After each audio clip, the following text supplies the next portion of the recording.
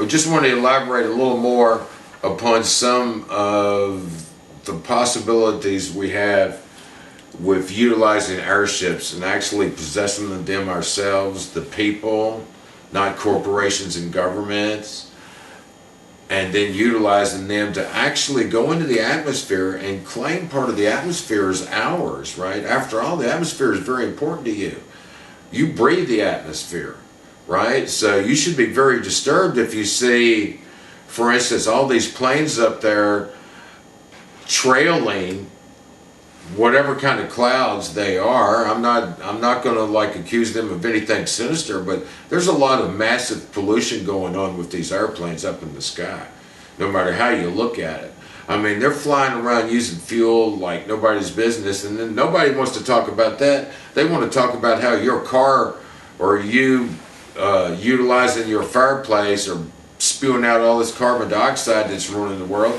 But yeah, we got all these airplanes up here. I have to admit, I'm a little bit anti-airplane when I see them spraying, or no, I don't want to say spraying. When I see them spewing out incidentally those contrails, it really makes me wonder.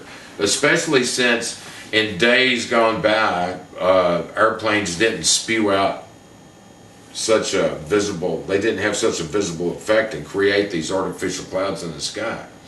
Why are we doing it in the 21st century? Why did the Environmental Protection Agency and these other government agencies allow this to go on? I really have to question that. I would like somebody in the government to tell me exactly what is going on. I was in the Air Force on active duty for 9 years, and I worked in bioenvironmental engineering.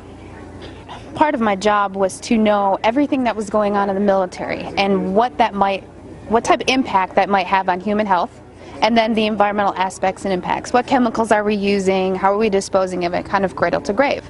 So we were the internal compliance people for following OSHA and EPA standards. One part of that process was to approve chemicals, hazardous materials. You know, what are you using? Why do you need it? Where's it being used? And tracking that disposal.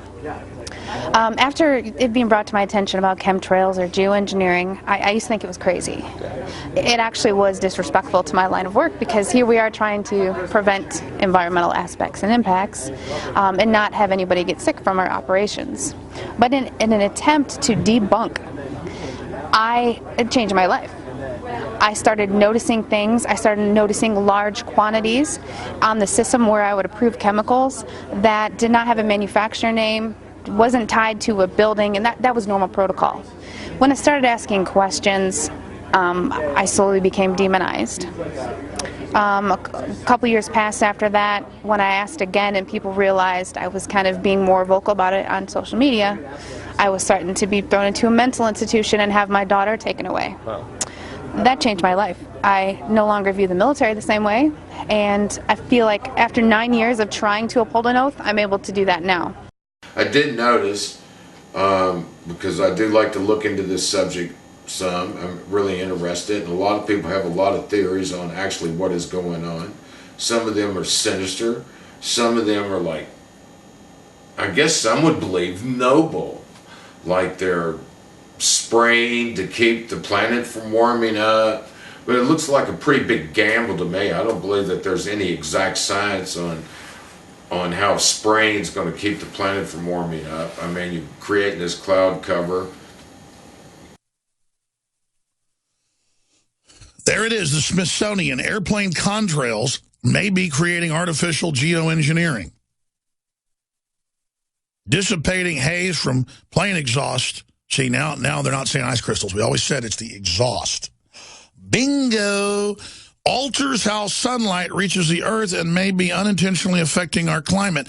No, I have the federal government's patents, and in 1992, there was a science prize won, a Nobel laureate, with a plan to add 3 compounds to jet fuel, kerosene basically, and have it aerosolized through the jet engine to create the nuclei particula to darken the Earth. And since 1993, when it went global in a secret Department of Energy program, the Earth has gone from 8% darker, 15% darker, 20, 25. The last NASA scan is the Earth is 31% darker.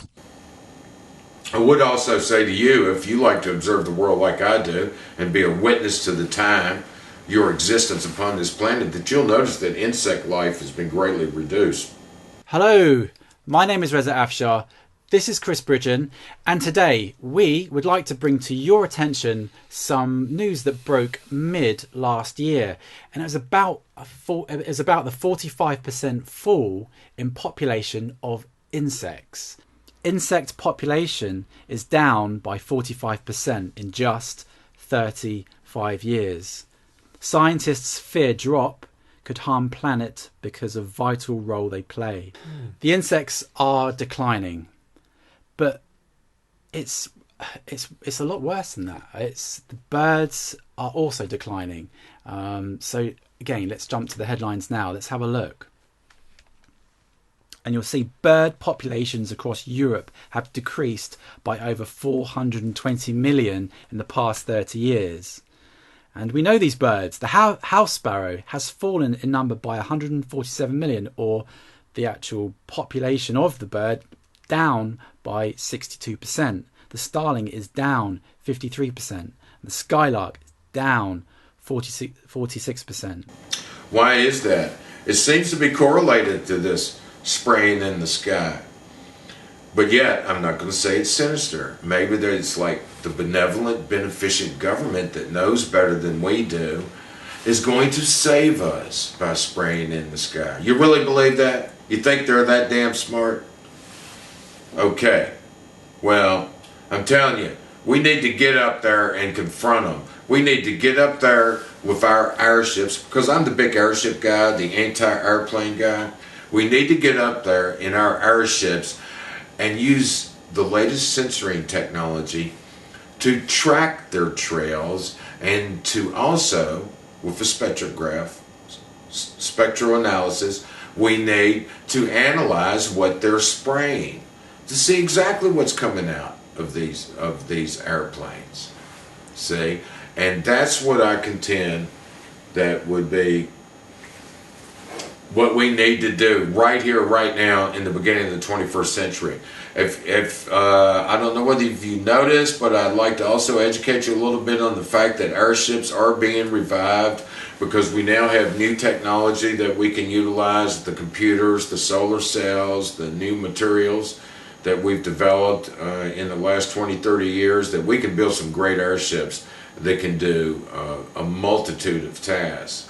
Right? But the first task that I would like to do is go up into the atmosphere, and I would love to do it myself because it's a symbol of freedom to rise above these earth-based governments, right?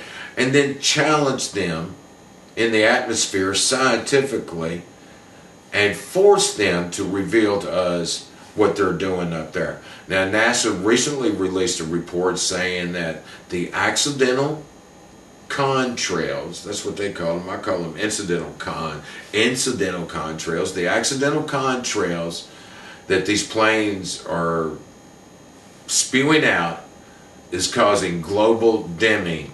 And when they started measuring this, I think it was back in the early 2000s, they've said since they've started measuring it, the Earth has gone 31% dimmer.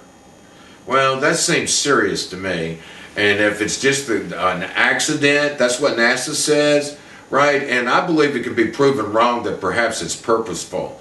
Because you can look around the world and see them doing it in every country. What, it's all accidental? Well, they need to clean up their fuels a little bit if it's accidental. And then now they've got national textbooks I've shown people here on air, and we've gone over it, for 7th graders, saying there is a Department of Energy program adding chemicals to jet fuel to put sunscreen up to stop global warming. So see, they're already teaching kids in public school nationwide, not every district, but it's all over the country, that this is going on for at least a decade. It's really been going on since the early 90s.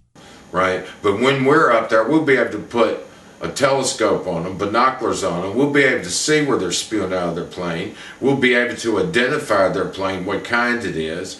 We'll be able to tell whether it's a commercial aircraft, a military aircraft, whatever, and also we'll be able to tell what chemicals are coming out of those supposed exhaust contrails, because really there's a lot of confusion about that. But it's just confusion in your mind, right? The real truth is they're doing something and we need to identify it and do something about it. Rise above, look up.